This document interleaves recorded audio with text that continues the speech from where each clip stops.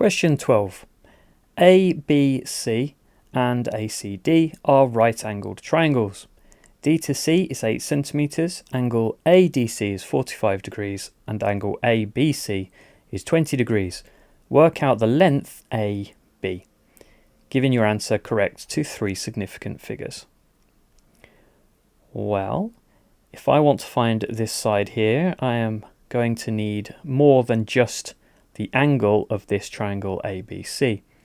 And so it would be useful if I could find this length here, AC. And so if I label these up, X and Y being what I ultimately want to find, but X being something I can find initially because I have an angle and a side of this right angle. And so looking at this angle 45, X is the opposite to that angle, 8 is the adjacent to that angle, and so thinking to my trigonometry, I am going to be using TOA. That is, tan of my angle is equal to the opposite over the adjacent. And so since I want to find X, which is the opposite, I need to do the adjacent value multiplied by tan of my angle. And so X will equal 8 tan 45, which on my calculator is exactly 8 centimeters. Now I know that this is 8. Here I have another right angle triangle. Again, this length is the opposite of my angle 20. This side here now though is the hypotenuse on this right angle triangle.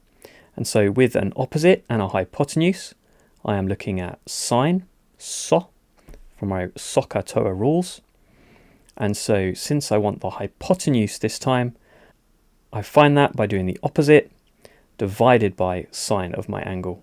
And so y, my hypotenuse, is equal to 8, the value I found, divided by sine of 20.